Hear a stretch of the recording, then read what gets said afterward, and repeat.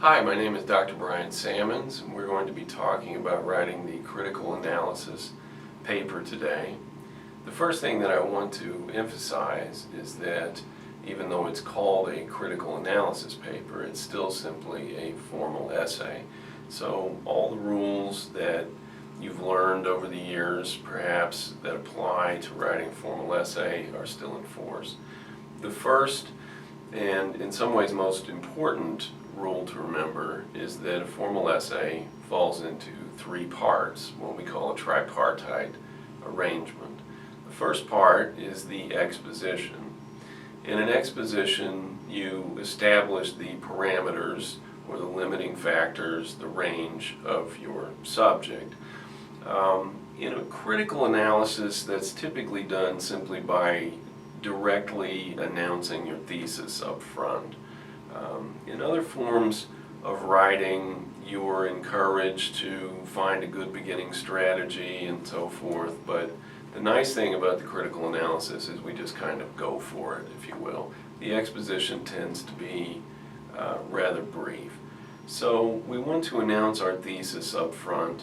Our thesis in this case, because we're analyzing a short story, is going to be if possible, a one or at most two sentence expression of what we think is the overarching theme of the work, the story in this case.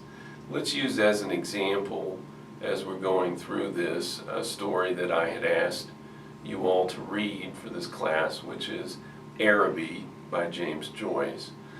One of the themes that people often cite with the story Araby has to do with the pain, if you will, of maturity, emotional maturity, and you might express that in this way. You could say Araby by James Joyce is a coming-of-age tale that reveals the inherent or intrinsic pain of emotional and sexual maturity that typically happens around early adolescence, as is the case with the boy in the story who's about 13. So once we've announced that, we can move in a critical analysis paper almost immediately to the body of the paper. The body of the paper, just like any other formal essay, is where a lot of the heavy lifting, if you will, is going to take place. If you refer to the document that's on the Canvas site that has to do with analyzing prose narratives, you're going to find a template for the material that needs to be covered in the body of a critical analysis paper. The first thing we want to look at is plot. We want to give a summation of the plot, which is the sequence of events that compose a narrative. In this case, in Araby, in 4 or 5 sentences, I would imagine at most, you're going to give a blow-by-blow account of what happens in the story. So you might open by saying there's a young man, a boy, if you will, who's about 13 years old. He's growing up in Dublin sometime around the end of the 19th century. He is apparently an orphan being raised by an aunt and an uncle, and he hangs around the neighborhood. He's kind of a diffident, shy young man, and one day he happens to fix upon a young lady who's about his age, and it's the first time he's ever had what we might call a crush. At the same time, there is a festival, a carnival, a bazaar, as they call it, coming to town called Araby. And he decides he's going to try to impress this young lady by going to this bazaar, which she cannot attend, and retrieving for her, purchasing some kind of gift.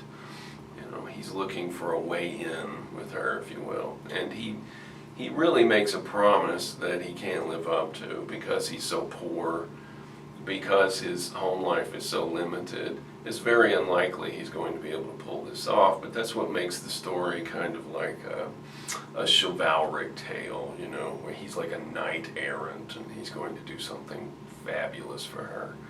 So in the end, he winds up going to the bazaar, and he is treated very shabbily by a young lady who works at the bazaar, and he realizes he doesn't have enough money to purchase anything anyway, and he winds up leaving dejectedly. And as he's leaving the hall where these goods are housed and sold, the lights go out above him. And that's pretty much it. You know, plot does not get into what we call the figurative elements of the story. There's not a discussion of symbolism. There's not a discussion of metaphors or even particularly the significance of setting or characterization. We're simply trying to summarize what happens. What's striking about plots is that sometimes you will find they're very complicated. They're tortuous, if you will. They twist, they wind. And other times when you summarize them, you'll find, well, that's really simple. I think in the case of Araby, it's true that there's not a lot there. You go from point A to point B to point C, and that's it. That doesn't mean it's a bad story, but what it does tell you is that its power, its worth, does not lie in the plot.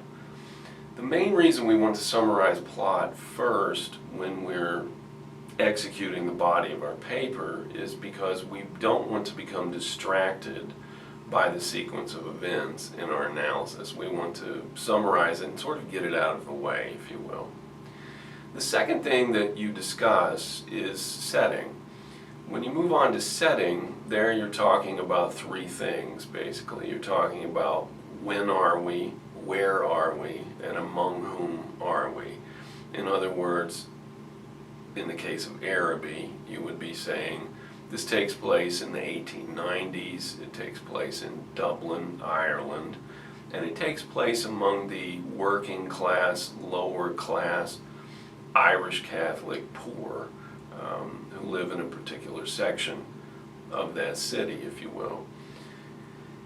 You want to discuss to some extent the significance of this, because what we're trying to do in each case as we're analyzing and breaking these things down is to figure out, now, does that contribute in any significant way to the overall effect of the story? And I think that we would have to say in the case of Araby that it does.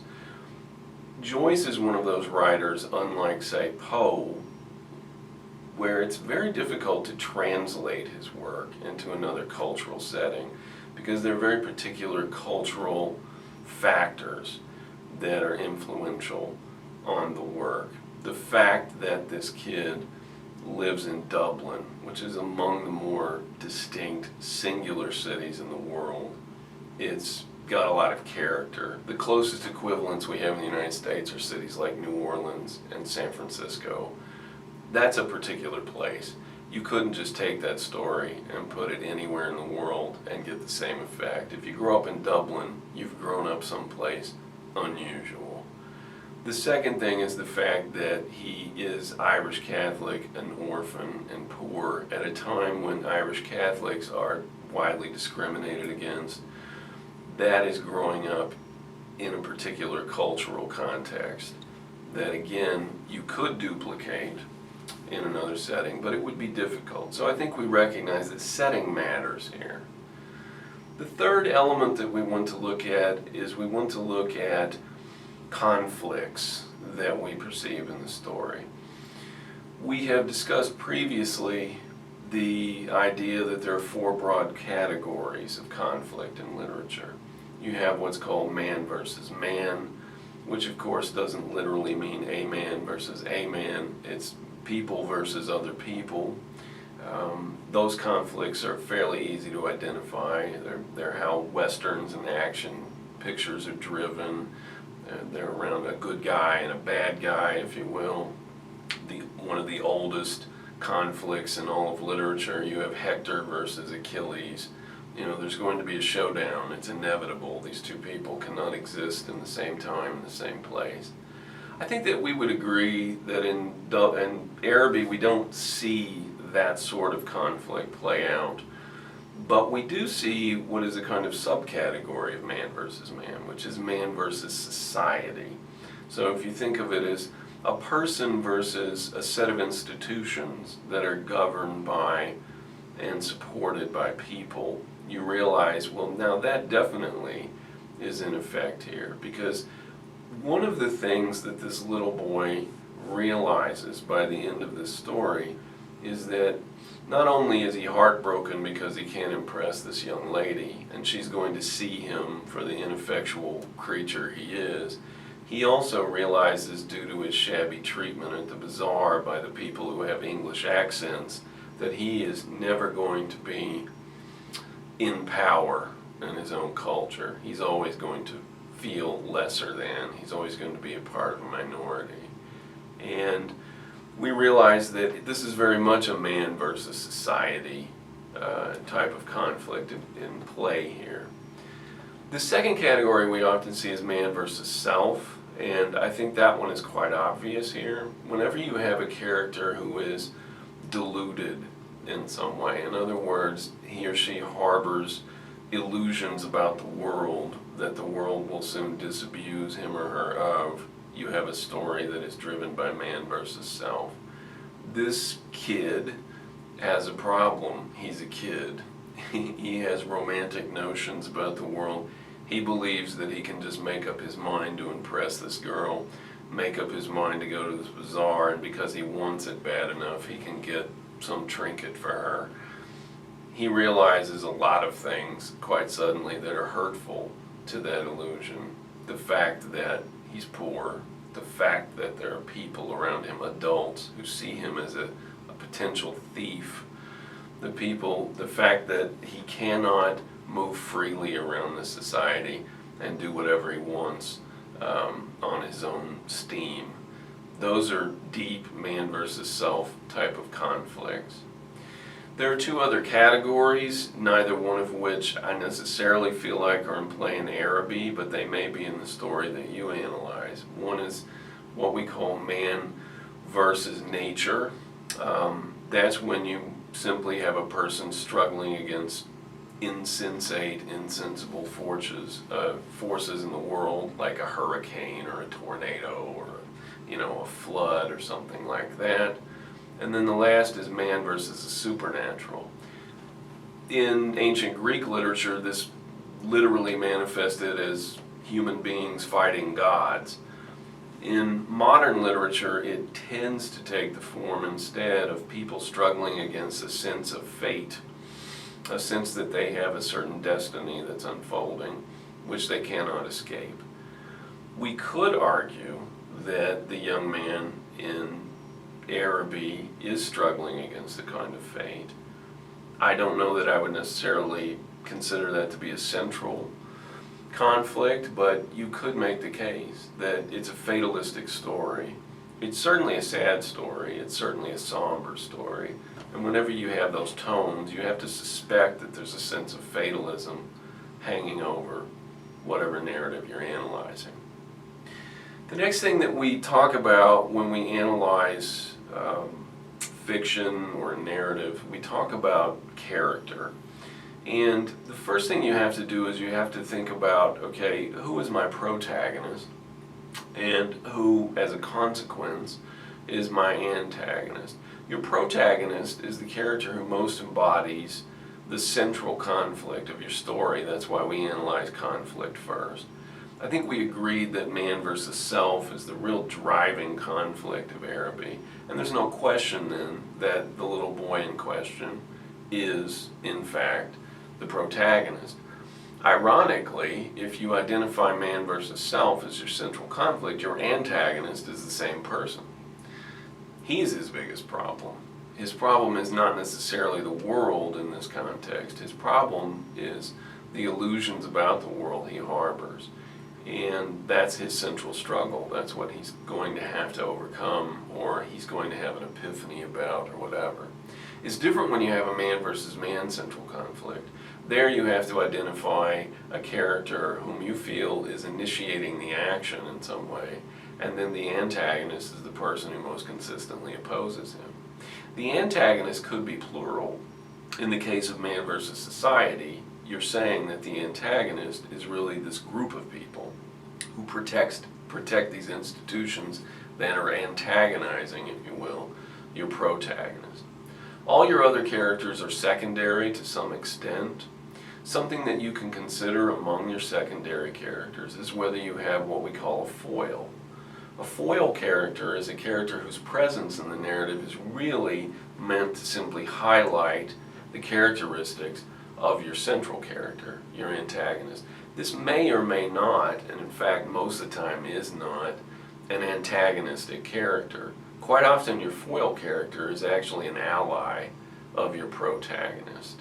Their presence really simply highlights for the reader what the protagonist is all about. The classic example from literature is from Don Quixote. Right? The Don is long and lean, gaunt almost. He's excitable. He's given to flights of fancy. He's a very imaginative fellow. He's also a very aggressive and violent fellow. His sidekick, Sancho Panza, is the opposite of the Don in every way. They're pals, they're companions of a sort, but Sancho is short, squat, stolid, unemotional, says few things, is often reticent and reluctant to initiate action. That's a classic foil setup, and we see that. That's a kind of brushstroke, if you will, of good narrative technique. Something else to think about when you're discussing character is whether your protagonist is static or dynamic. And that matters because you can build a good story either way, but in some respects that consideration dictates the type of story you have. James Joyce tended to write stories that were built around what he called himself epiphanies, that is to say, a quick and sudden realization of an undeniable truth. For that to be possible, you almost have to have a dynamic character. You have to have a character who's at least capable of seeing the truth. The story is told in retrospect, so it's a past tense narrative, and we have someone who is on the other side of a change. And we see that the reason that this sequence of events stands out for this narrator is because he recognizes that as an important moment in his past when he realized an undeniable truth. He realized, you know what, I can't be a romantic. I'm a sucker if I do, right? Because that's not where I am, and that's not what this world is all about. Now that's a bitter and sad epiphany, if you will, but it certainly shows a dynamic character. He's capable of change. But you can have good narratives that are built around characters who don't change as well. You can sometimes be confronted with a narrative where the whole problem, if you will, is that you've got someone who never wakes up. They just don't get it. And the frustrations of the people around them are that they don't get it. You can also get a lot of comedy out of such a character. Don Quixote is radically static. He doesn't get it. He never wakes up. He never realizes that you can't go around reading chivalric fantasies into the world, and it causes all kinds of misadventure. Everybody else around him sees that he's acting in a ridiculous way, but he just never changes. Characters who are adamantine in that way, who are radically static, often make good drivers of a narrative, just as much as characters who are capable of change, who do have an epiphany, who do see the light. We have to address somewhere in our analysis, and in some ways this is a choice as to where you want to place it. Often people will do it early on in the body, but sometimes they will save it for later, and a lot of it depends on how important you feel like the voice is. We have another thing to consider here, and that is what we call narrative point of view. It's to some extent optional where you want to place that in the body. That has to do with how important you feel it is. And this goes back to the essence of what type of point of view you have. If you have a first-person narrative point of view, in other words, the voice on the page is the protagonist, and that is the case in Araby. This is something you might want to address early on, because you recognize it's an important factor in the way this story functions, the way it works. When you have what we call instead like a third person point of view, which is to say someone talking about characters other than themselves, or if you have that rare occasion of a second person point of view where someone is addressing you and saying you do this and you do that, then that's probably simply an artistic flair, and it's something we can save for later on in the body. We also, of course, have what we call omniscient point of view, and often there's a purpose to that, and we have to consider whether or not it's limited or full omniscience. We have limited omniscience when we have access to the interiority, which is to say the thoughts, of only one character. We have full omniscience when we have the interiority of all characters. This matters because it often affects tone. First-person narratives tend to be a lot more personal and engaging and winning. There's a lot more opportunity for irony, but omniscient narratives, stories told from omniscient point of view, often impart a sense of detachment, coldness. They give us a sense of an unemotional type of world. So it's something that we definitely need to unpack. Last but not least, we have to look at symbolism. We have to look at the figurative elements of the story. We're always on the lookout for elements in the narrative we realize are both themselves and something else in a figurative sense simultaneously. In the case of Araby, the obvious candidate is the bazaar itself. We recognize that it's simply like a flea market or a fair coming to town. For most of us, that's something that is far from enchanted. But early on, it takes on a significance far beyond itself for this young man. He sees it as this wonderful, exotic opportunity to do something amazing, to reverse his fortune in life. And we realize, it is a bazaar, it's a real thing, he is going to this, but for him it's something much larger. It is in some respects sort of like a crucible, in the old knight-errant tales there was always a crucible, there was a test for the knight, and if he passed, then he was deemed worthy, right, of transcendence. If he failed, then he did not live up to his code of honor. And we recognize that he set this whole bazaar up for himself as a type of crucible. And he, of course, fails utterly. And that's what, the dragon roasts him in his armor, if you will. And that's what makes the story so somber in the end.